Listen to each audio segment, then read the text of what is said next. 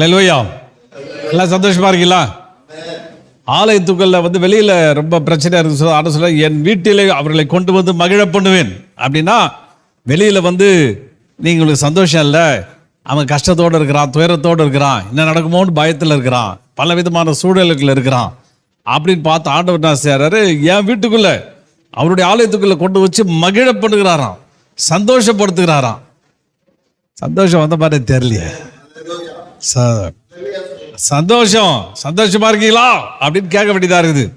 அந்த வீட்டுக்குள்ள வந்துட்டாவே ஒரே சந்தோஷம்தான். வீட்டுக்குள்ள வந்துட்டாவே மிகுந்த சந்தோஷம்தான். ஏன்னா அவர் உன்னை சந்தோஷிப்பிக்கிற அநேக வார்த்தைகள், வாக்கு தத்தங்கள், சுகங்கள், பலன்கள், வல்லமைகள், அதிகாரங்கள் ஏன்னா தேவனுடைய ஆலயத்தில் செயல்பட்டு இருக்குது. அங்க செயல்பட்டு ஒவ்வொருவரையும் சரியாக்கி குணமாக்கி நல்ல விதத்தில் உங்களை உபயோகப்படுத்தி உங்கள் ஆத்துமாவை பூரிப்பாக்கி கொண்டு இருக்கிறது.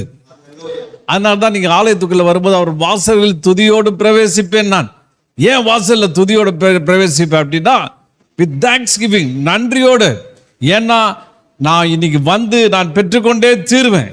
எனக்கு வேண்டிய தேவைகள் என்று பூர்த்தியாக்கப்படும், என்னுடைய சூழ்நிலைகள் மாற்றப்படும், என்னுடைய பலவீனங்கள் நீக்கப்படும், என்னுடைய உடைந்து போன பல காரியங்களை ஆண்டவர் ஒழுங்குபடுத்துவார் அப்படின்னு சொல்லிட்டு அந்த சந்தோஷத்தினால உள்ள நுழையிறானா. தாவீதுக்கு பாருங்க, எவ்வளவு பெரிய ஒரு எதிர்பார்ப்பு, எவ்வளவு பெரிய விசுவாசம், எவ்வளவு பெரிய விசுவாசத்தோடு கூட அவன் உள்ள வருகிறான். அதுபோல ஆலயத்துக்குள்ள சந்தோஷமா இருங்க. ஆண்டவர் நம்முடைய வார்த்தைகளால் நம்மளை தேற்றி நம்மளை அரவணைப்பார். சரி, நம்ம வசனத்துக்கு நேராய் நாம் போவோம். லூக்கா எழுதுகிற புத்தகம் 4வது அதிகாரம் 18வது வசனம். கர்த்தருடைய ஆவியானவர் என் மேல் இருக்கிறார், தரித்திரருக்கு சுவிசேஷத்தை பிரசங்கிக்கும்படி என்னை அபிஷேகம் பண்ணினார். இருதயம் நறுங்குண்டவர்களை குணமாக்கும், சிறைப்பட்டவர்களை விடுதலையும், குருடருக்கு பார்வையும் பிரசித்தப்படுத்தவும், நொறுங்குண்டவர்களை விடுதலையாக்கவும். இயேசு பார்த்தீங்கன்னா ஒரு அருமையான பாருங்க. இது யாருமே இந்த உலகத்தில் இப்படிப்பட்ட வார்த்தைகளை சொல்லவே முடியாது. அவர் சொல்றாரு, கர்த்தருடைய ஆவியானவர் யாரு? உலகத்தில் சிருஷ்டித்த மகா உன்னதமான தேவன், சிருஷ்டிப்புல மூவர்ல ஒருத்தர். அவர் என் மேல இருக்கிறார்.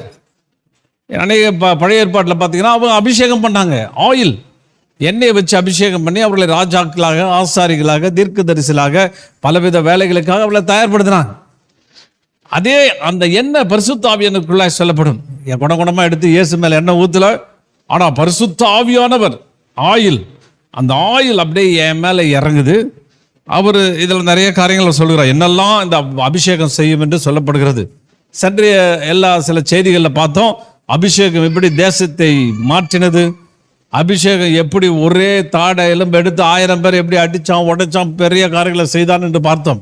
எப்படி குறைவுகள் நிறைவாக்கப்பட்டது என்று பார்த்தோம். இந்த இடத்துல பார்த்தீங்கன்னா எல்லாம் இன்டர்னல், ஒரு மனிதனுடைய தனிப்பட்ட விதத்தில் உள்ளான விஷயங்களை, அவனுடைய மனுஷனுடைய தனிப்பட்ட இருதயம், ஆத்துமா, அவனுடைய வாழ்வு எல்லாவற்றையும் சம்பந்தப்பட்ட விதத்தில் எப்படி மறுசீரமைக்கிறார், எப்படி திருப்ப சரிப்படுத்துகிறார். டாக்டர்கிட்ட போறீங்க, எனக்கு இந்த வியாதிங்க அப்படின்றீங்க, சுகர் ஜாஸ்தியாக இருக்கு அப்படின்னா ஒரு மாத்திரை கொடுக்குறார், ஒரு இன்ஜெக்ஷன் பண்ணுறார், வலி குறையுது.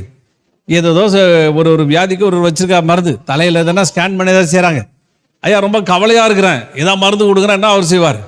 அவர் சொல்வார், எனக்கு தெரிஞ்சா நானே போட்டிருப்பேனப்பா, நீ என்னப்பா நீ என்கிட்ட கேட்டுட்டு இருக்க அப்படின்னாரு. மருந்து இல்லை. உள்ளத்தை சந்தோஷிப்பிக்கிற எந்த மருந்தும் யார்ட்டையும் கிடையவே கிடையாது. யார்ட்டையும் அப்படிப்பட்ட காரியமே கிடையாது. எவ்வளோ தெரப்பி போகிறாங்க, ஆனால் இயேசு சுகப்படுத்துகிற மாதிரி, குணப்படுத்துகிற மாதிரி யாருமே கிடையாது. இதில் பாருங்க, அபிஷேகம் இருதயம் நறுங்குண்டவர்களை குணமாக்குவோம். இதை நான் எல்லாத்தையும் கிரீக்கில் நான் வாசித்தேன், எனக்கு நிறைய இதில் காரியங்கள் நமக்கு தெரிந்தது. இந்த நறுங்குண்டவர்கள், அதாவது உடைக்கப்பட்ட, நொறுக்கப்பட்ட அந்த காரியங்கள், அதாவது அப்படியே 2 கிரேக்க பதம் இங்கே சொல்லப்படுகிறது. சின்ட்ரிபோ, to crush, break into pieces, shatter, wound deeply. அதாவது கார்டியா சின்ட்ரியா, அதாவது நறுங்குண்ட இதயம். இருதயன்றது கார்டியா. இன்னைக்கு கூட சொல்றாங்க கார்டியாக் அரெஸ்ட். நான் ஆயிடுது கார்டியாக் அரெஸ்ட்டுங்க, அப்படின்னா வேலை முடிஞ்சிச்சுன்னு அர்த்தம். அவள்தான் ஆள் காலின்னு அர்த்தம். அந்த அரெஸ்ட், கார்டியாக் அரெஸ்ட், இருதயம் நின்று போச்சு, ஸ்டாப் ஆயிடுச்சு அப்படின்னு. அதே மாதிரி மனுஷனுடைய ஆழ் மனசில் இருதயம் ஒன்று இருக்கிறது. அந்த இருதயம் பலவிதமான உணர்வுகள் இருக்கிறது. அந்த இருதயம் நொறுங்கி போகிறது, கிரஷ், சின்ட்ரிபோ, கிரஷ், அப்படியே நொறுக்கத்துக்குள்ளே போகிறது, பிரேக் இன்டு பீசஸ், அப்படியே சில்லு உடைஞ்சு போகிறது. ஒரு கண்ணாடி ஜார் இருக்குன்னு வச்சுங்க, அப்படியே போட்டுடுறீங்க, உடைச்சிட்டா, கண்ணாடி உடைச்சிட்டா திரும்பி ஒட்ட முடியுமா? ஒட்டவே முடியாது, அது சேர்க்கவே முடியாது. உடைஞ்ச கண்ணாடி அப்படியே உடைஞ்சு போகுது. ஒரு பானை இருக்குது, பானையை தூக்கி அப்படியே போடுறீங்க, உடஞ்ச சிலிசாயிடுது. செருப்பை இணைக்க முடியுமா? முடியவே முடியாது. அது உடைக்கப்பட்டுச்சுன்னா முடிஞ்சு போச்சு. அந்த மாதிரி நம்முடைய இருதயமாக பானை, இருதயமான கண்ணாடி அப்படி உடஞ்சிச்சுன்னா, தூள் தூள் ஆயிடுச்சுன்னா அதை ஒட்ட முடியாது. அதுவும் வூண்ட் டீப்லி, ஆழமான காயங்கள். சில காயங்கள் பார்த்தீங்கன்னா என்னதான் ஸ்டிச்சு போட்டாலும் இது போட்டாலும் தழும்பே இவ்வளோ பெருசு இருக்கும். ஆழமான காயங்கள், ஆழமான காயங்கள் ஏற்படுத்துகிறது. கார்டியானா இருதயம்.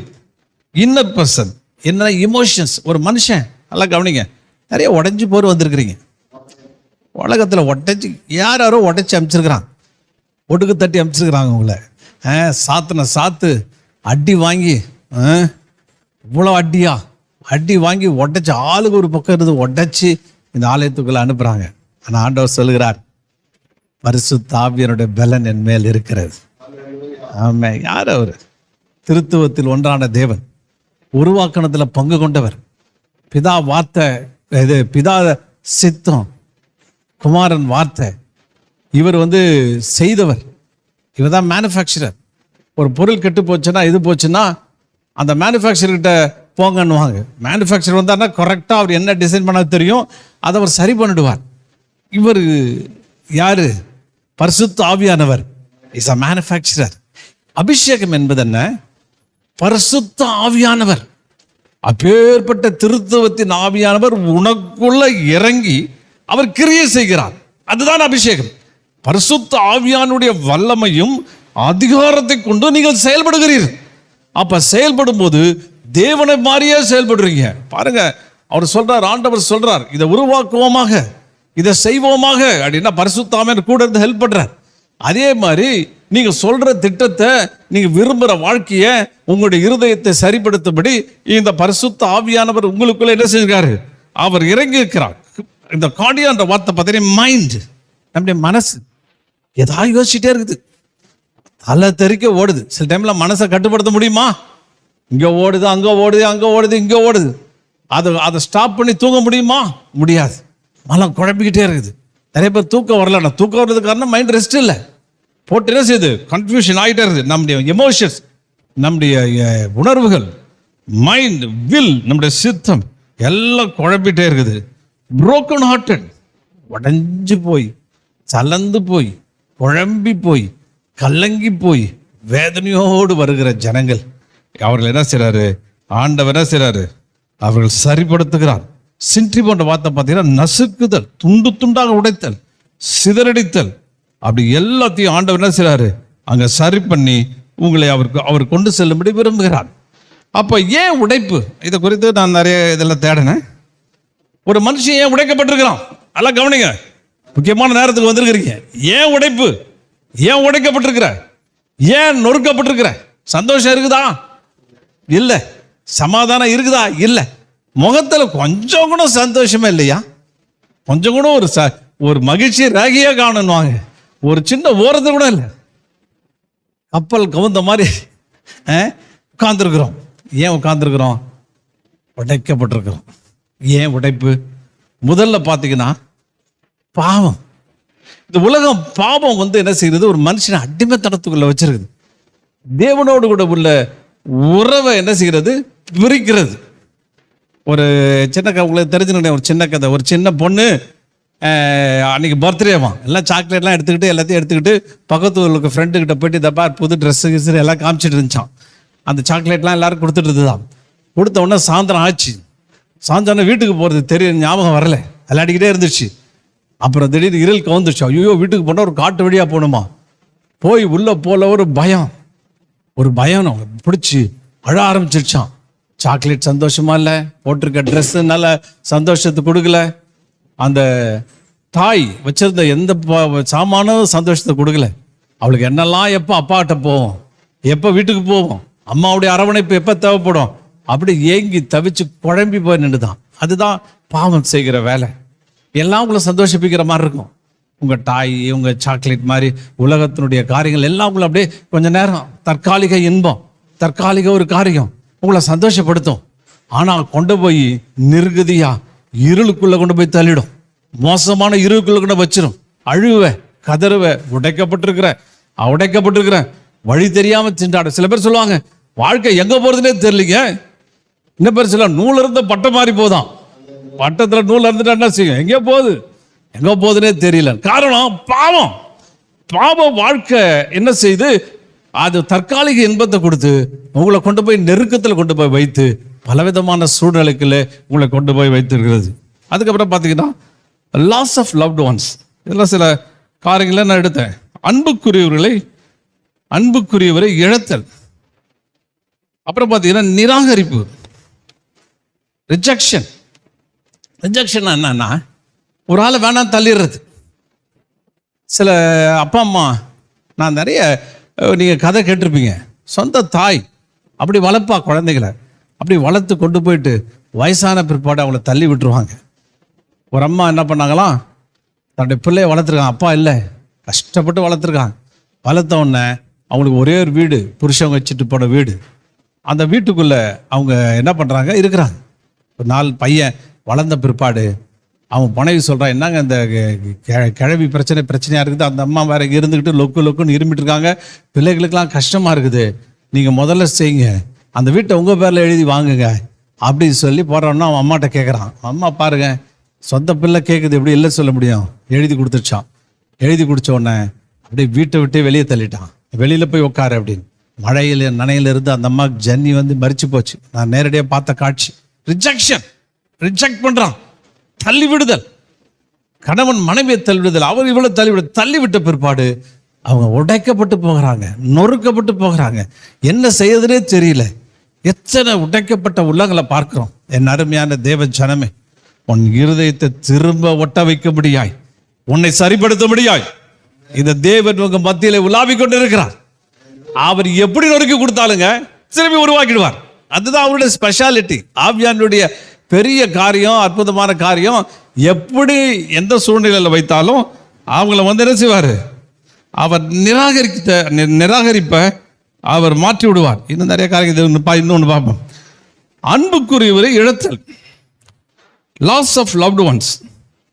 அப்போ பார்த்தீங்கன்னா அன்புக்குரியவரை இழந்து போகுதல். ஒரு அம்மாவுக்கு என்ன, அவங்க புருஷனுடைய பிறந்த நாளுக்கு என்னை கூப்பிட்டாங்க. அங்கே போயிருந்தேன். கவனிக்கிறீங்களா, அவங்க புருஷன் இறந்துட்டாங்க. இந்த அம்மா சொன்னாங்க, கரெக்டாக என் புருஷன் இந்த ஒரு மாதத்துக்கு முன்னாடி இருந்து ஒரு ஏன்னா அந்த அம்மா தன் புருஷனை ரொம்ப நேசித்தாங்க. அவங்க 2 பேரும் நீண்ட நாள் வாழலாம், புருஷன் இருப்பான்னு நினச்சாங்க. திடீரில் கணவன் மரித்து போய்விட்டார். ரொம்ப கஷ்டம். ஒரு மாதத்துக்கு முன்னாடியே கரெக்டாக அவங்களுக்கு அவருடைய நினைவுகள் வந்துருமா. அந்த ஒரு மாதம் அவங்களுக்கு மயக்கமாகவே இருக்குமா. ஐயோ, உடைஞ்ச உள்ளம் எல்லாம் இருக்குது, ஆனால் உடைக்கப்பட்டிருக்குது. அப்படியே அழுதுகிட்டே இருப்பாங்களாம், அப்படியே மயக்கத்தில் இருப்பாங்களாம். மயக்கத்தில் இருக்கும் பொழுது என்னை ஜபிக்க கூப்பிட்டாங்க. நான் பல யோசனைகள் எப்படா இறந்த நாளுக்கு போய் ஜெபம் பண்ணுறதான், ஆனால் ஆண்டவங்க கிரியை செய்கிறார். அப்படியே மயக்கத்தில் நிற்கிறாங்க. ஜெபம் பண்ண பண்ண பண்ண நான் அபிஷேகம் ஆண்டவரை அப்படின்னு சொல்லும்போது டப்புன்னு அவங்களுக்கு ஒரு தெளிவு ஏற்படுச்சு. அவங்கள டென்ஷன் பண்ண அந்த உடைக்கப்பட்ட அந்த மனசு ஃப்ரெஷ் ஆயிடுச்சு, நல்லா பிரைட் ஆகிட்டாங்க, சிரிக்க ஆரம்பிச்சிட்டாங்க. சொன்னாங்க, ஒரு மாதம் அவசரப்பட்டுட்டு இருந்தேன், ஒன்றுமே முடியல, எப்படி போவோம், எது சாப்பிட பிடிக்கல, அதை பிடிக்கல, இதை பிடிக்கல.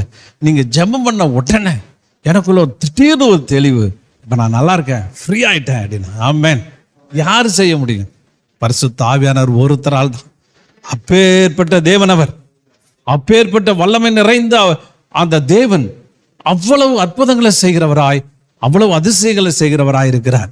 சில பேர், ஒரு அம்மா என்கிட்ட சொன்னாங்க, அவங்களுக்கு ஒரு திருமணம் ஆயிடுச்சு. திருமணமான பிற்பாடு அவங்க புருஷன் கேள்விப்படுறாங்க, அந்த புருஷன் வந்து பல பேர்கிட்ட தொடர்பு வச்சுருந்தாரு. ஒரு நாள் திருமணம் 5வது நாளே அவங்களுக்கு தெரிஞ்சு போச்சு, தான் புருஷன் ரொம்ப மோசமான ஆள் அப்படின்னு சொல்லி ரொம்ப கஷ்டத்துக்குள்ளே போயிட்டாங்க. ரொம்ப கஷ்டத்தில் போயிட்டு அந்த டிப்ரெஷனில் எழுந்திருக்கவே முடியலையாம். 6 மாதம் படுத்த படுக்கையாக மாறிட்டாங்க. அவன் சொன்னாங்க, 6 மாதம் எழுந்திருக்கவே இல்லை பிரதர், பெட்டை விட்டு நான் எழுந்திருக்கவே இல்லை, வெளியே வரவே இல்லை, அவ்வளவு வேதனை, மரித்து போலான்ற எண்ணம், வேதனை, அந்த எதனாலையும் மாற்ற முடியல. 6 மாதத்துக்கு அப்புறம் எனக்கு கொஞ்சம் கொஞ்சம் வேதாம படிக்க ஆரம்பித்தேன். படிக்க படிக்க படிக்க எனக்குள்ள ஒரு தெளிவு, எனக்குள்ள ஒரு ஆறுதல், மகளே மகனே என்று சொல்லுகிற ஒரு அற்புதமான ஆறுதலை நான் பார்த்த உடனே எனக்கு ரொம்ப சந்தோஷம். திரும்ப எழுந்தேன், என்னை சரிப்படுத்திக்கிட்டேன், வேலைக்கு போயிட்டேன். ஆமென். இயேசு உங்கள் இருதயத்தைங்க, உடைக்கப்பட்ட இருதயத்தை, உங்கள் நொறுக்கப்பட்ட இருதயத்தை தேவன் உங்களை மாற்றும்படி அவர் சித்தம் வைத்திருக்கிறார். ஆமென். அதனால பயப்படாதீங்க. உங்களுக்கு சோத்திரம். வெல்டிங் பண்ணுற மாதிரிலாம் பண்ண மாட்டார், புதுசாக அப்படியே மாற்றிடுவார், ஹார்ட்டே புதுசாக மாற்றிடுவார். அவர் சொன்னார், பழைய இருதயத்தை எடுத்து போட்டு நவமான இருதயம்னா 9 இருதயம். நான் ரொம்ப நாள் இப்படி தான் வாசித்தேன். சதையான இருதயத்தை எடுத்து போட்டு நவமான இருதயம், நான் 9 இருதயம் தருவான்னு நினச்சேன். நவமானன்னா என்ன? நியூ ஹார்ட், புது இருதயம் அப்படியே ரீப்ளேஸ் பண்றார், அப்படியே சரிப்படுத்துறார். உன் இருதயத்தை தூக்கி இன்னொரு இருதயத்தை வைக்கிறார். ஆமென். ஒரு புற ஒரு ஒரு ஒரு ஒரு கலந்துரையாடல் கேட்டுருந்தேன்னா அவர் சொன்னார், அவர் வந்து பரலோகம் போனாராம். ஆண்டவரே பரலோகம் போய் பரலோகத்தில் பார்த்துருந்தா எல்லாம் ஒரு ரூமில் பார்த்தீங்கன்னா ஏகப்பட்ட இருதயம், கண், கால், மூக்கு, உடல், கிடல் என்னமோ எக்கச்சக்கமாக தொங்கிட்டு இருந்ததான். ஹியூமன் பார்ட்ஸ், மனித பார்ட்டுகள்லாம் தொங்கிட்டு இருந்ததுதான். அவர்கிட்ட என்னடா இது இப்படி தொங்கிட்டு இருக்குது அப்படின்னு, என்ன இதெல்லாம் அப்படின்னு சொல்லிட்டு பக்கத்தில் இருக்கிற தூதர்கிட்ட கேட்டாராம். தூதர் சொன்னாரா, இதெல்லாம் ஸ்பேர் பார்ட்ஸ், இங்கே எடுத்து வச்சுருக்கிறோம், யாராவது கேட்டால் கொடுக்கலான்னு வச்சுருக்கோம், இவ்வளோ மீந்திருக்கணும், யாரும் கேட்கல, நாங்கள் அப்படியே வச்சுருக்கிறோம். சாதாரணமாக ஒரு கார் உருவாக்கணும்னு வச்சுங்க, கார் உருவாக்கினா ஸ்பேர் பார்ட்ஸையும் கூட ரெடி பண்ணுவான். அவன் வந்து கிளச்சு பிளேட்டு, அந்த பிளேட்டு, இந்த பிளேட்டு, ட்ராங்க்கு, இங்கு, கதவு, எல்லாம் எக்ஸ்ட்ரா எக்கச்சக்கமாக ரெடி பண்ணி வச்சுருப்பான். ஏன்னா கார் உடனடியாக ரிப்பேர் ஆனால் உடனே அங்கே சர்வீஸ் சென்டருக்கு எடுத்துகிட்டு போய் மாற்றிக்குவாங்க.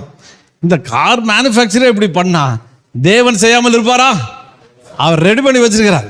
எங்கள் பழைய இருதயத்தை வச்சுட்டு சும்மா பண்ணாதீங்க, அது வேறு சரியாக ஃபங்க்ஷன் ஆகலை, 80% பிளாக்கு, 60% பிளாக்குன்னு சொல்லிட்டு இருக்காங்க. ஃபுல்லாக மாற்றிருங்க. அதான் ஆண்டவர் புதுசாக வச்சுருக்காரு, வாரண்டி கேரண்டிலாம் கொடுத்து வச்சுருக்காரு. அப்படியே மாற்றிருங்க. புது இருதயத்தை ஆண்டவர் தருவார், புது கண்களை தருவார். அதனால் பழசை சரி பண்ணு சொல்ல வேணாம், புதுசாக பண்ணி கொடுங்க ஆண்டவரை. புது பாட்டாக மாற்றிட்டீங்கன்னா இன்னும் கொஞ்ச நாள் ஓடும். அதனால் ஆண்டவர்கிட்ட அப்படி கேளுங்க. ஹல்லேலூயா. அடுத்து பார்த்தீங்கன்னா உடைக்கப்பட்டுகிற இருதயம், இதை குறித்து கொஞ்சம் பார்ப்போம். கணவன் மனைவி உறவு வந்து ஒரு புனிதமான உறவு, அது ஒரு சூப்பரான உறவு, கர்த்தர் ஏற்படுத்தின ஒரு அற்புதமான உறவு கணவன் மனைவி உறவு. ஒருவருக்கு ஒரு ஆறுதலாகவும் மன தேறுதலாக இருக்கிறோம்.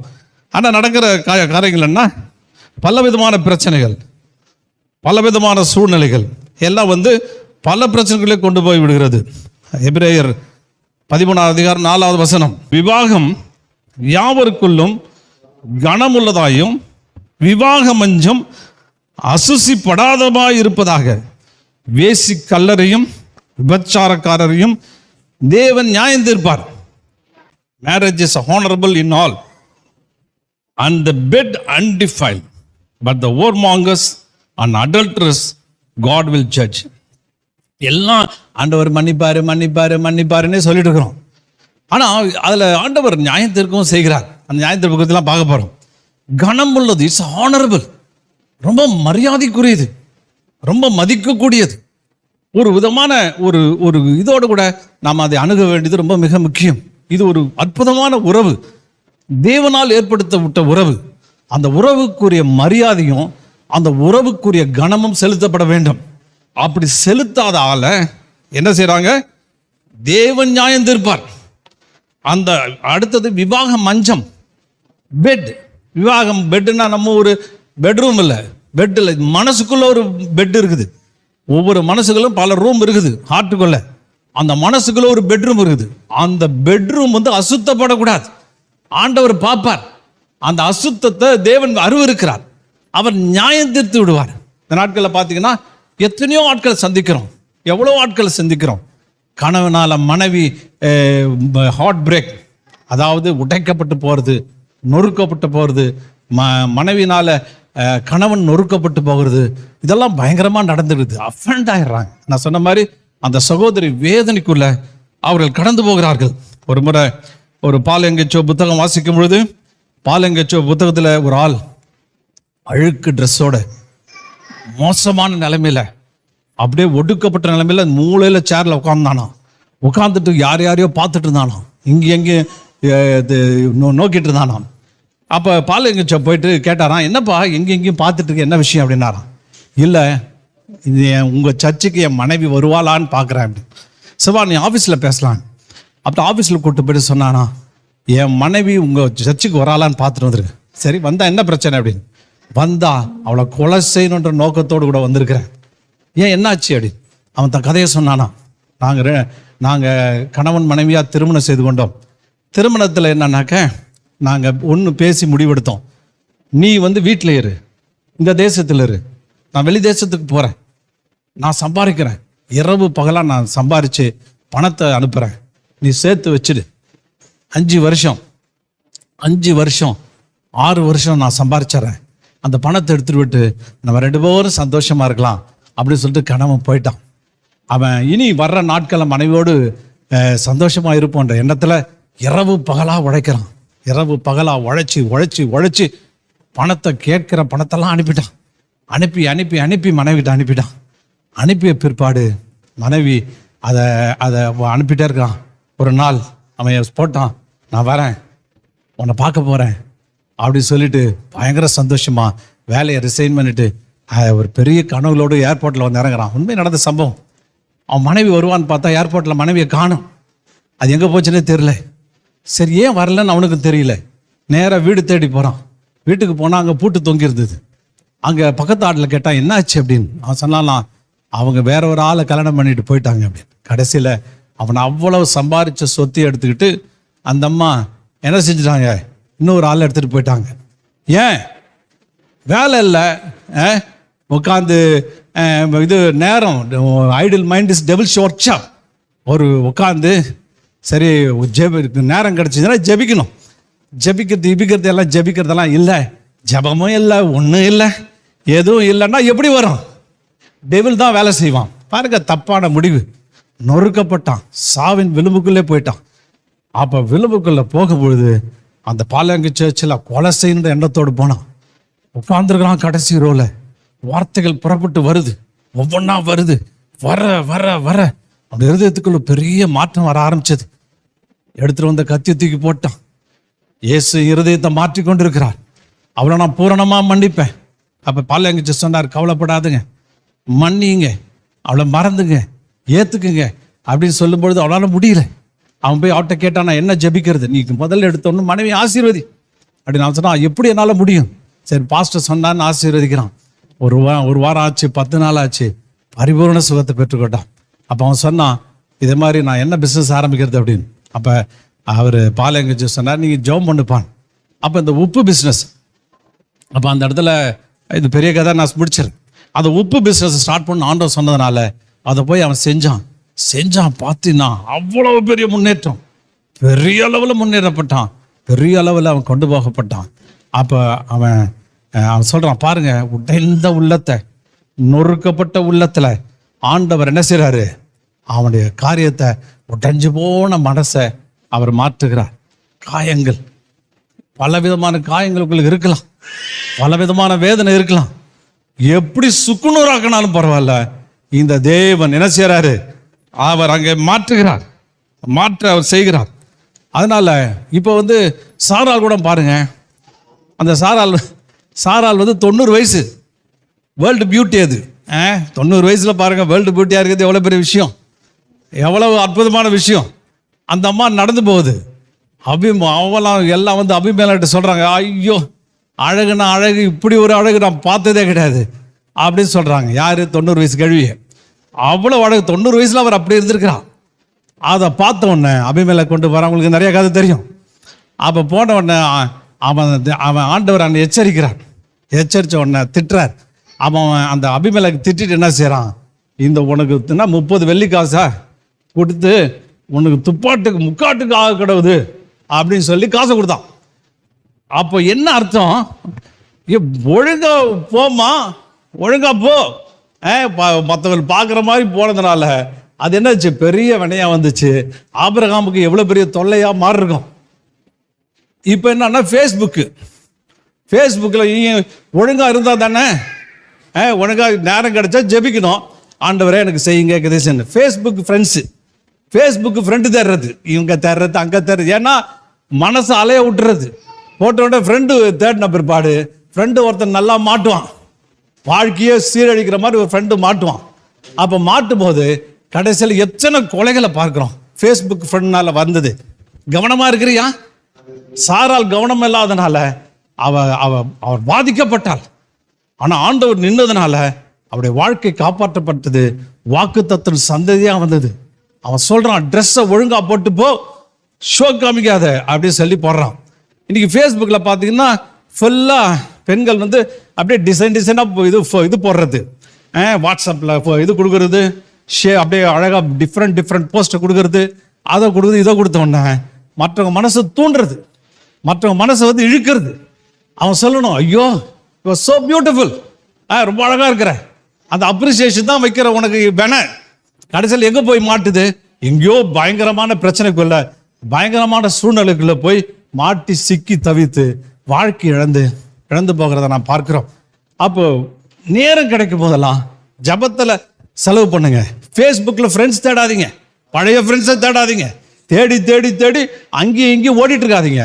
பிசாசு உள்ள நுழைஞ்சு வாழ்க்கையே சீரழிச்சு போயிடுவான். இதில் பார்த்தீங்கன்னா 2 சொல்லப்பட்டிருக்குது. பெட்டு வந்து அசுத்தப்படக்கூடாது. ஓர்மாங்கர்ஸ் அண்ட் அடல்ட்ரஸ். ஓர்மாங்கர்ஸ்னா யாருன்னா வேசித்தனக்காரர். புரோனோஸ், இதன் பொருள் திருமணத்துக்கு முன்னே பாலியல் உறவு. இன்னைக்கு என்னது லிவிங் டுகெதர் ஏன் உடைக்கப்படுறாங்க சொல்லிட்டு வரேன். எனக்கு தெரிஞ்ச பாஸ்டர் ஒருத்தர் சொன்னார், அவர் சர்ச்சில் ஒரு பொண்ணு கதறி புல்பிட்டை பிடிச்சி கதறி அழுதுட்டு இருந்துதான். அழுதுட்டு இருக்கும்போது அந்த பொண்ணை தட்டி, ஏமா அப்படி இவ்வளோ நேரம் அழுதுட்டு இருக்காரு. உடனே அந்த பொண்ணு சொல்லிச்சான், எப்படி பாஸ்டர் சொல்கிறதுக்கு, என்ன கையை மூடிட்டு இருக்க, கையை திறந்து காமி. கையில் பார்த்தா அவ்வளவு ஸ்லீப்பிங் பில்ஸ், எத்தனையோ 20-25 மாத்திரை கையில் வச்சுருந்துதான். அப்போ அவ கேட்டாரான், எதுக்குப்பா இது அப்படின்னு சொன்னாரான். நான் வந்து லிவிங் டுகெதரில் இருந்தேன், கல்யாணத்துக்கு முன்னாடி இது ஒரு திருமணத்துக்கான முன்னோட்டம், இது ஒரு திருமண, இது ஒரு விபச்சாரம்மா, இது ஒரு வேசித்தனம், இது ஒரு சும்மா அழகழகான வார்த்தைகளை கொடுத்து இன்னைக்கு உலகத்தில் ஏமாத்திட்டு இருக்கானுங்க. வேசித்தனத்தினுடைய வார்த்தை இது. வாழ்ந்ததுனால அவன் திடீர்னு விட்டு போயிட்டோன்னே நிர்கதியாக ஆயிட்டேன். அப்போ வந்து சூசைட். அப்போ வந்து ஒருவேளை எளிதாக இதை எடுத்துக்கொள்ளலாம், இதை எடுத்துக்கலாம்னா சந்தோஷமா இருக்க வேண்டியதானே. ஏன் சூசைட் போற? வேதம் சொல்லுது, விபச்சாரம் செய்கிறவன் உள்ளும் புறமுமாய் தீட்டுப்படுவான். உள்ளையும் தீட்டு, வெளியிலையும் தீட்டு, 2 பக்கம் அஃபெக்ட் ஆகும். 2 பக்கம் அஃபெக்ட் ஆகிறதுனால உனக்கு சாவு முடிவெடுக்கிற விரக்தி, வேதனை, வியாதி, பிரச்சனை, இப்படி பிரச்சனையா அங்கே செய்யப்படுகிறது. அதுக்கப்புறமா திருமணத்துக்கு வெளியே பாலியல் உறவில் ஈடுபடுவார். எதுக்கு சொல்றேன்னா, உடைக்கப்படுற இருதயம். திருமணத்திற்கு வெளியில, திருமணம் ஆயிடுச்சு, அது வந்து விபச்சார இடத்தில் செல்வார். தேவன் நியமித்த திருமண இல்லைக்கு வெளியே பாலியல் பாவத்தில் வாழ்வார்கள். இவர்கள் அனைவரும் வேசிக்காரர், ஓர்மாங்கஸ், இம்மாரல் பர்சன் என்று அழைக்கப்படுகிறார்கள். உலகம் பலவிதமான பேர் கொடுக்கலாம், ஒன்னென்னமோ பேர் கொடுக்கலாம். ஆனால் அந்த பேர் கல்யாணத்துக்கு முன்னாடியும் அந்த தொடர்பு வைத்துக் கொள்ளக்கூடாது. கல்யாண திருமணம் தான் கனமுள்ளது, மரியாதைக்குரியது. அதுக்கு ஒரு ரெஸ்பெக்டை கொடுங்க, அதுக்கு ஒரு மரியாதை கொடுங்க. தேவன் அப்படி மரியாதை கொடுத்தா தேவன் உனக்கு என்ன செய்வார்? மரியாதை கொடுப்பார்.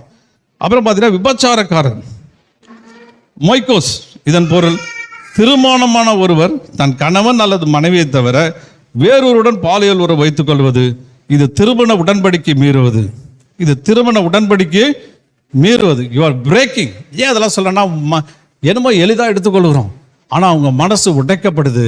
அதனால மற்றவர்களும் பாதிக்கப்படுறாங்க, மற்றவங்களையும் பிரச்சனைக்குள்ளே அவர்கள் போகிறார்கள். ஒரு ஸ்திரீயை இச்சையோடு பார்க்கிற இவனும் தன் இருதயத்தில் அவளோடு விபச்சாரம் செய்துட்டு, ஏதோ மனுஷனுக்கு சொன்ன மட்டும் கிடையாது, பொம்பளைக்கும் லேடிஸுக்கும் பொது இது.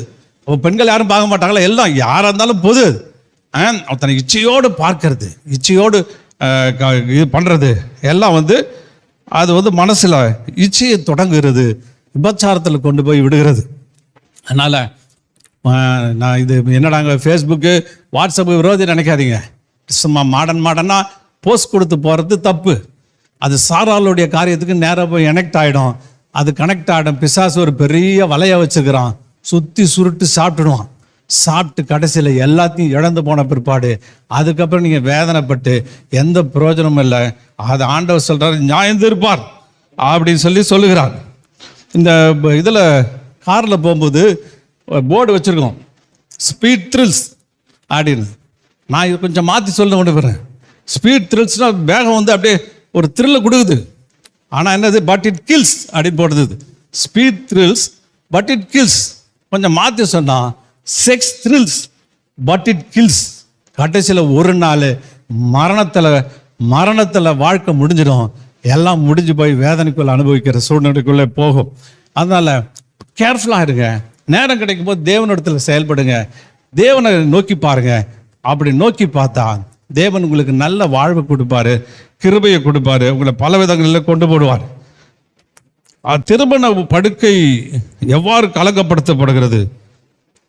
அப்போ திருமண உறவில் இருவரும் இப்போ இன்னும் பார்த்தீங்கன்னா என்ன சொல்கிறாங்க, கல்யாணம் ஆகிறதுக்கு முன்னாடி 2 பேர் பேசிக்கிறாங்களாம். என்னன்னா, நீ எப்படியோ போ, நான் கண்டுக்க மாட்டேன். இப்போ ஒரு புது பாண்டிங், நான் எப்படியோ போகிறேன், நீ என்னை கண்டுக்கூடாது. இது ஒரு அதுக்கே திருமணம் செஞ்சுக்கிற, அதுக்கே திருமண சட்டத்துக்குள்ளே வருகிற, நீ எப்படியோ போ, நான் எப்படியோ போ. இது என் பர்சனல் லைஃப்பில் தலையிடவே கூடாது. என் பர்சனல், நான் யார்கிட்ட வேணா ஃப்ரெண்ட்ஷிப் வச்சுக்குவேன், யாரை வேணா நான் கனெக்ட் பண்ணிக்குவேன், யாரை வேணா எப்படி வேணா இருப்பேன். எனக்குன்னு தனி ஒரு பகுதி இருக்குது, தனி பார்ட் ஆஃப் லைஃப் இருக்குது. அதில் தான் என் லைஃப்பை லீட் பண்ணிட்டு போவேன். நீ இதில் தலையிடாத. அதே மாதிரி அவன் சொல்கிறான், இங்கே அவன் தனியாக வச்சுக்கிறான். ஆளுக்கு டிஃப்ரெண்ட் ஃபோன் நம்பரை வச்சுக்கிட்டு அதை வச்சுக்கிட்டு பல குழப்பங்கள் நடந்துட்டு இருக்குது. அதனால் இதெல்லாம் தேவன் அருவருக்கிறார். ஆண்டவர் சொல்ற, நான் நியாயம் தீர்ப்பேன், டெஃபினட்டாக நான் நியாயம் தீருவேன் அப்படின்னு அவர் சொல்கிறார். அந்த ஊர்வாங்கர் பலவிதமான காரியம். இப்போ சில நேரங்களில் நான் அந்த மீம்ஸ்லாம் பார்க்கும்போது uncle love, aunties love, uncle லவ்னு இன்னும் புதுசு. எல்லாம் விபச்சாரமா, எல்லாம் வேசித்தனம். விபச்சாரம், வேசித்தனம் வாழ்க்கையை பாதிக்கும், ஒன்றுமில்லாமல் ஆக்கும், உன்னை சீரழிக்கும். ஆனால் ஆண்டவர் சொல்கிறாரு, மனம் திரும்புறதுக்கான வாய்ப்புகளை அவர் கொடுத்துருக்கிறார். அதனால் தாம்பத்திய உறவு எல்லாம் ஒரு அற்புதமான உறவு, ஆண்டவர் ஏற்படுத்த உறவு. அதுக்கு மரியாதை கொடுங்க. மனசில், ஆவி, ஆத்மா, சரீரத்தில், மனசில் கொடுங்க. இந்த பெண் ஆணை அணுகுமுறையும் ஆணை பெண் அணுகிற முறையும் 2 வித்தியாசம்.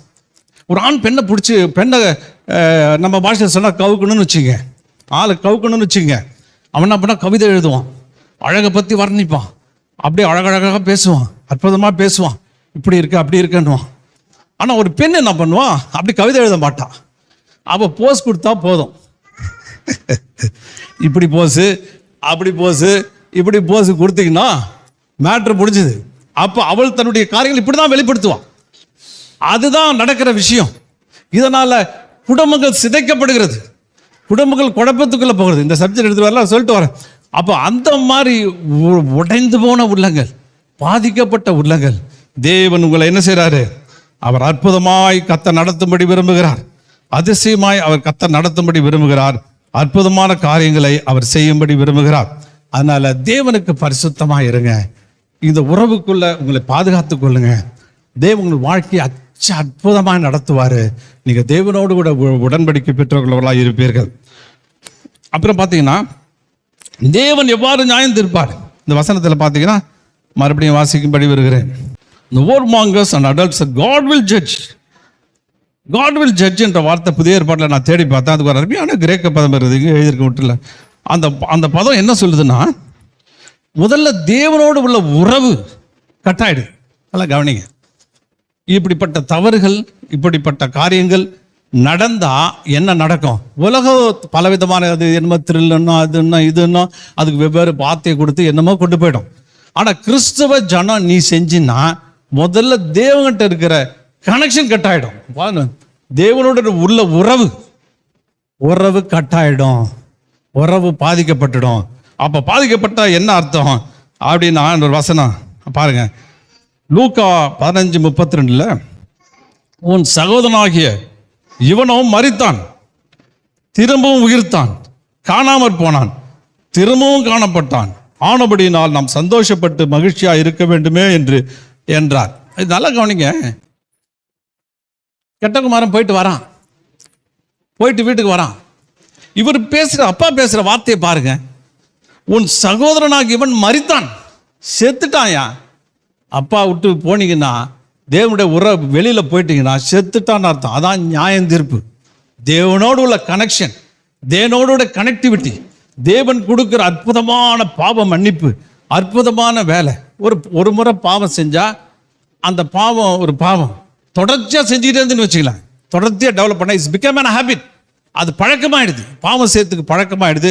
மனம் திரும்புறதுக்கு வாய்ப்பே இல்லாமல் போயிடுது, மனம் திரும்புறதுக்கு வர்றதே கிடையாது. அப்போ அப்பா சொல்றாரு, இவனும் மரித்தான். தேவனுடைய ஜட்ஜ்மெண்ட் என்ன? புதிய ஏற்பாட்டு சட்டத்தின்படி, இந்த உலக சட்டத்தின்படி, you will be disconnected with the Lord.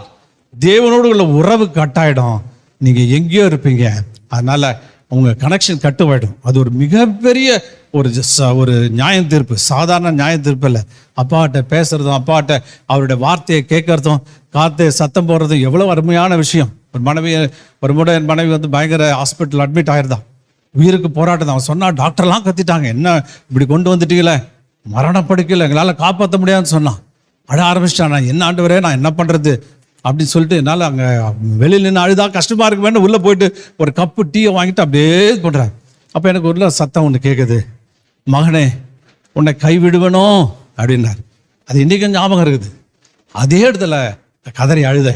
என்ன வார்த்தை, என்ன ஒரு அற்புதமான வார்த்தை, என்ன ஒரு ஆச்சரியமான வார்த்தை, எவ்வளோ அழகாக பேசுகிறீங்க. மகனேன்னு ஒரு வார்த்தை போதுங்க, உன் மனசெல்லாம் மாறிடுங்க. மகனேன்னு 2 வாட்டி கேட்டு பாருங்க. அவர் சாமுவேலே கூடும்போது எவ்வளோ சந்தோஷப்பட்டிருப்பான். தகப்பனுடைய குரல் அவ்வளவு இனிமையானது. ஆமென். கேட்டவங்களுக்கு தான் தெரியும் அந்த கனெக்ஷன். உலக எது கொடுத்தாலும் அந்த விலை மதிக்க முடியாதது அவருடைய கனெக்ஷன். அப்பா மகனே உன்னை கைவிடுவனார். அப்படியே என்னால் அந்த சந்தர்ப்பத்தை இப்போ நினைச்சாலும் உடம்பெல்லாம் அவ்வளவு அருமையான வார்த்தைகள், மனசெல்லாம் தேற்றப்பட்டுச்சு. இல்லை விடமாட்டார், என்னை விடுவனோன்னார். அப்படிதான் என்ன அர்த்தம்? கைவிட மாட்டேன்னு தான் வசனம் இருக்குது. கைவிடுவனோ என்னும் போது என் மனசு அவ்வளவு தேற்றப்பட்டது. நான் சந்தோஷத்துக்குள்ள அழுதுகிட்டே சிரிச்சேன். எவ்வளவு நல்லா அனுப்பா, எது நடந்தாலும் நடக்காட்டாலும் என்கிட்ட பேசிக்கிட்டே இருங்க. ஆமென். உங்களுக்கு போய் அவருடைய குரல் கேட்கணுமா? கேட்டு பாருங்க. இதுல இருக்கிற சந்தோஷம் வேற ஒண்ணுமே கிடையாது. அதை இழந்து போவாய். 2வது, குடும்பம் உடைதல். எத்தனை குடும்பம் டானா உடைஞ்சிடுது, பாதியில் போயிடுது. ஒரு திருமண வாழ்வு இவ்வளோ தூரம் வாழணும் அப்படி இருந்தால் பாதியில் 2 வருஷம் 3 வருஷம் 4 வருஷம் எல்லாம் உடஞ்சி போகுது. ஏன்? பச்சாரம், வேசித்தனம், மனதளவில் தன்னுடைய படுக்கையை, தேவன் கொடுத்த அந்த விவாக மஞ்சம், அந்த பெட்டை பாதுகாப்பாக பரிசுத்தமாக வச்சுக்கணும்னு சொல்லுது, தூசி தட்டி வச்சுக்கணும்னு சொல்லுது மனசுக்குள்ள. அப்போ அந்த அளவு பாதுகாக்கும் போது மனம் என்ன செய்யுது? தேவனோட குடும்பம் உடைதல். அதுக்கப்புறம் பார்த்தீங்கன்னா நம்பிக்கை இழத்தல். வாழ்க்கை நம்பிக்கை இல்லாமல் போயிடும். நம்பிக்கை இல்லாமல் எங்கே போகிறேன்னே தெரியாமல் போயிடும். நிறைய பேர் எத்தனையோ வாலிப பிள்ளைகளை பார்க்குற அந்த நாட்களில் திருமணமாகி 4 வருஷம் 5 வருஷம் 2 வருஷம் ஒரே வருஷத்தில் உடைச்சி திருமணத்தை ஒன்றும் இல்லாமல் ஆக்கி இப்படிப்பட்ட விபச்சார வேசித்தனத்தை அனுமதிச்சதுனால உடைச்சி கடைசியில் லோன்லியில் அப்படியே அவன் தவறான நம்பிக்கை இல்லாமல் ஒரு இது இல்லாமல் எல்லா வாழ்க்கை வாழறதை பார்க்கிறோம். மனவேதனை, வாழ்க்கையில் உனக்கு நம்பிக்கையும் இல்லாமல் போயிடும். ஒரு ஹார்ட் பிரேக், மனவேதனை உன்னை பிடிச்சி ஆட்டும். உறவுகள் சிதைத்தல், உறவுகள் எல்லாம் கெட்டு போயிடும். இறுதியில் இதோட பனிஷ்மெண்ட் முடியலைங்க. இது இங்கே நடக்கிற மேட்ரு. ஒரு சகோதரனுக்கு தெரியும், அதிகமாக ஆபாச படங்களை பார்த்துட்டு இருக்கேன். பார்த்து பார்த்து பார்த்து கடைசியில் திருமணம் நல்ல நிலைமையிலே முடியல. மனைவிக்கும் அவளுக்கும் சண்டை, பிரிஞ்சிருக்கிறாங்க. காரணம் தவறான வாழ்க்கை முறைகள், அசுத்த சிந்தனைகள் அவனுக்குள்ள வந்ததுனால நியாயம் தீர்க்கப்பட்டு எங்கேயோ இவன் தனியாக மனைவி அழுதுட்டு இருக்கிறான், இவன் எங்கேயோ ஊரா நாடா சுத்திட்டு இருக்கிறான். இப்படி எத்தனையோ ஆட்களை நாம் பார்க்கிறோம். கடைசியில் நியாயம் தீர்ப்பு சிங்காசனம், நியாயம் தீர்ப்பு ஒன்று இருக்கிறது. கர்த்தர் நியாயம் தீர்த்தே தீர்வார். ஆனாலும் மனம் திரும்புகிறவர்களை இயேசு மன்னிக்கிறார். ஆமென், ஹல்லேலூயா. பாருங்க, அப்போ ஆண்டவர் பாருங்க, இப்படி நமக்கு ஆண்டவர் எல்லா விதத்திலும் நமக்கு அவர் என்ன செய்கிறாரு? அவர் உதவி செய்கிறார். அவர் நம்மை சுகமளிக்கிறார். நம்முடைய வாழ்க்கை மிகுந்த கேர்ஃபுல்லான ஒரு உன் நேரம், உனக்கு கொடுக்கப்பட்ட நேரம், லிஷர் டைம் என்ன பண்ணுற யோசி. உன் லிஷர் டைம் என்ன பண்ணிட்டு இருக்கிற? ஆண்டவர் உனக்கு நல்ல அமைதியான எந்த பிரச்சனையும் போராடக்கூடாது, நல்லா யோசி. ஒரு புக்கு பைபிள் எடுத்து படி, வசனங்களை தேடு, வார்த்தைகளை தேடு. ஃபேஸ்புக்கையும் வாட்ஸ்அப்பையும் தேடி தேடி தேடி போட்டு ஃப்ரெண்ட்ஸுங்களை வர வச்சு போட்டு குழப்பி உன் சிந்தனையில் அசுத்த எண்ணங்களை கொண்டு வந்து வாழ்க்கையை கெடுத்து நாசமாக்கி கொள்ளாத. இது கிறிஸ்தவனுக்கு கொடுக்கக்கூடிய எச்சரிக்கை. இது உலகத்தில் இப்படி தான் நடந்துட்டு இருக்குது. எவ்வளவு கேவலம், எவ்வளவு பயங்கரம். இப்போ என்னென்னமோ ஆப்ஸ் எல்லாம் வந்து போச்சு. ஒருத்தருக்கு ஒருத்தர் பார்த்துக்கணுன்னா அதுக்கு ஆப்பு, இதுக்கு அதுக்கு கெட்ட கெட்ட ஒரு மனுஷனை அசுத்தமாக்குறதுக்கு, விபச்சாரம் பண்ண வைக்கிறதுக்கு, வேசித்தனம் பண்ண வைக்கிறதுக்கு பல அட்ராக்டிவான கவர்ச்சியான திட்டங்கள் அது இருக்குது. அதனால பாரு, ஆண்டவர் உன்னை பார்த்து கொண்டிருக்கிறார். எல்லாரையும் பண்ணிடலாம். தேவனை ஒரு நாள் உன்னுடைய அவர் நியாயம் தீர்க்கிற தேவன் அவர் ராங்கா நியாயம் தீர்த்துருவாரா? கரெக்டாக நியாயம் தீர்ப்பார். அதனால உடைக்கப்பட்ட உள்ளங்கள், திருமண வாழ்வு ஒரு அற்புதமான உறவு. அதை அதனால உடைக்கப்பட்ட ஆட்கள், அதனால சிக்கல் இருக்க ஜனங்கள், வேதனைக்குள்ள இருக்கிற ஜனங்கள் எல்லாரையும் கர்த்தர் அணுகிறார். ஆமென். அவளை குணமாக்குகிறார். அப்படிப்பட்ட இருதயம், உடைக்கப்பட்ட இருதயத்தோடு வந்திருப்பானா ஒன்று அவர் தேற்றுகிறார். ஒரு மனைவி கணவன் தள்ளி விடும் போது அந்த மனைவிக்கு இருக்கிற வேதனை கொஞ்சம் நஞ்சம் இருக்காது. ரொம்ப கஷ்டப்படுவாங்க, ரொம்ப வேதனைக்குள்ளே போவாங்க. அவங்க என்ன நடக்குதுன்னே தெரியாதுன்னு சில பெண்கள் சொல்கிறதெல்லாம் நான் பார்த்துருக்குறேன். ஆனால் ஆண்டவர் உன் இருதயத்தை தேற்றுவார். மகளே, நீ பயப்படாத, உன்னை தேற்றுவார். இந்த மாதிரி ஹார்ட் பிரேக்கை யாராலும் தேற்ற முடியாது, யாராலும் சரிப்படுத்த முடியாது, யாராலும் குணப்படுத்த முடியாது. தேவன் மாத்திரமே குணப்படுத்த முடியும். ஆமென். சரி, இது ஒரு இழப்பு. நான் நிறைய அதை வார்த்தைகளை 2-3 வாரம் அதை தொடர்ந்து பேசும்படி விரும்புகிறேன். அதுக்கப்புறம் பெட்ரையல், காட்டி கொடுக்கறது பாருங்க, ரிஜெக்ஷன், பெட்ரையல், கில்ட் அண்ட் ஷேம், இதெல்லாம் இருதயத்தினுடைய காயம். பெட்ரையல்ன்றது துரோகம் பண்ணுதல். நிறைய பேர் சொல்லுவாங்க, நான் பையனை மாதிரி பாதுகாத்தையா, அவ்வளோ அன்பாக வச்சுருந்தையா, அவ்வளோ இதாக வச்சுருந்தையா, ஆனால் அவன் இப்படி செய்வான்னு தெரியலையா. ஒரு அருமையான பாஸ்டர் அவருடைய வாழ்க்கையை குறித்து சொல்லிட்டு இருந்தாங்க. ரொம்ப நல்ல பாஸ்டர். ஒரு வெளியில் ஒரு ஆதரவில்லாத அந்த பையனை கூட்டு வளர்த்தாரு. வளர்த்து கொஞ்சமாக அவனை வளர்த்து படிக்க வச்சு பெரிய லெவலில் ஊழியக்காரன் ஆக்கிட்டார். ஒரு சண்டையில் அவன் என்ன பண்ணான், சொந்த தகப்பன் அவனை ஒரே அடி அடிச்சிட்டான்.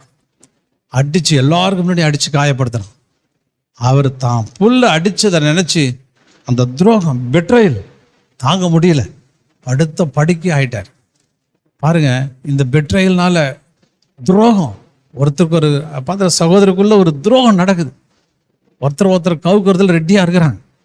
துரோகம் பண்ண ஆட்கள், அதனால பாதிக்கப்பட்ட ஆட்கள் மனநொந்து காணப்படுறாங்க. அந்த துரோகத்தை இந்த ஆண்டவர் மாற்றுகிறார். ஆமென். அந்த துரோகத்தினால பாதிக்கப்பட்டு உடைஞ்சு போய் என்ன செய்யுதுன்னே தெரியாது. இப்போ நான் உன்னை புது இருதயமாய் மாற்றுவதற்கு அவர் அற்புதம் செய்கிறார். ஆமென். யோசேப்பை பார்க்கிறோம். துரோகம், என்ன துரோகம், என்ன செஞ்சான் அவனை அப்படி போயிட்டு விலைக்கு வித்துட்டானுங்க, அடிமையாக வித்துட்டாங்க. செல்ல புள்ள அப்பாவுக்கு துரோகம், தாங்க முடியாத துரோகத்தோடு எகிப்துக்குள்ளே போகிறான்.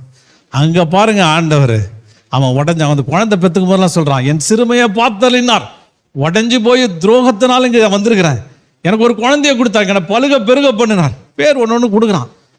அப்படியே ஆண்டவர் அவனை அப்படியே உயர்த்தினார். பாருங்க, உயர்த்தினார், தூக்கி தேசத்துக்கு அதிபதி ஆக்கிட்டார். என் அருமையான தேவ ஜனமே, அதுதான் தேவனுடைய அபிஷேகம், தேவனுடைய வல்லமை என்பது அதுதான். நீ துரோகப்படுத்தப்பட்டு நீ வந்திருப்பாயானால் உன்னை அவர் உயர்த்தியே தீர்வார். கர்த்தருடைய பாதத்தில் வந்து அமரு, காரியங்களை அவர் செய்வார். அதுக்கப்புறம் கில்ட் அண்ட் ஷேம், குற்ற உணர்வு, ஷேம், அவமானம். அவமானப்படுத்தினதுனால உன் இருதயம் உடைக்கப்பட்டிருக்கிறதா? எத்தனையோ பேர் முன்னிலையில் அவமானப்படுத்தப்பட்டிருக்கிறியா? அந்த அவமானத்தை ஆண்டவர் மாற்றுவார், அவமானத்தெல்லாம் எடுத்து போடுவார். அபியூஸ் ஆர் அப்ரெஷன், கிரீவ், அதெல்லாம் போட்ட டிசப்பாயின்மெண்ட், எதிர்பார்த்த காரியம் தோல்வியில் முடிஞ்சிச்சா? நீங்கள் இதை எதிர்பார்த்துருப்பீங்க. டிசப்பாயின்மெண்ட், எதிர்பாராத அந்த அந்த ஏமாற்றம் அடைஞ்சிருக்கிறீங்களா? அந்த ஏமாற்றத்தெல்லாம் ஆண்டவர் மாற்றுவதற்கு வல்லமையுள்ளவராக இருக்கிறார். ஏன்னா பரிசுத்த ஆவியானவர் இடைபடுகிறார். பரிசுத்த ஆவியானவர் உனக்குள்ள வந்திருக்கிறார். அந்த பரிசுத்த ஆவியானவர் உன்னை சரிப்படுத்தும்படி விரும்புகிறார், உன்னை சரியாக்கும்படி விரும்புகிறார், உன்னை குணமாக்கும்படி விரும்புகிறார். அப்படியே உடஞ்சி சுக்குநூறாக போய் வந்திருக்கலாம், அது அப்படியே முழு இருதயமாய் அவர் மாற்றுகிறார். ஒடுக்குமுறை, துயரம், வேதனை எல்லாம் லிஸ்ட்டுங்க, A to Z. எப்படிப்பட்ட பிரச்சனை இருந்தாலும் பரவாயில்ல, உடைக்கப்பட்டு வந்திருக்கிறீங்களா?